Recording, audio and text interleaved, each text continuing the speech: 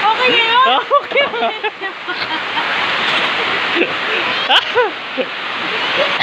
Pansinin mo. Yes. TV.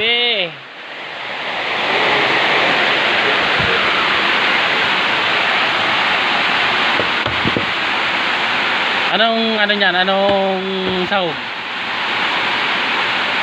Ahoy. Ha? Ano? Atoy. Ano? Putay? Basta ng putay. Yan po ang bilog na opo. Mukhang tama na. Ay, isa pang hiwa. Yan, itira mo yung konti kasi gagawin ko yung ilahalo ko yan sa kalderita. Sana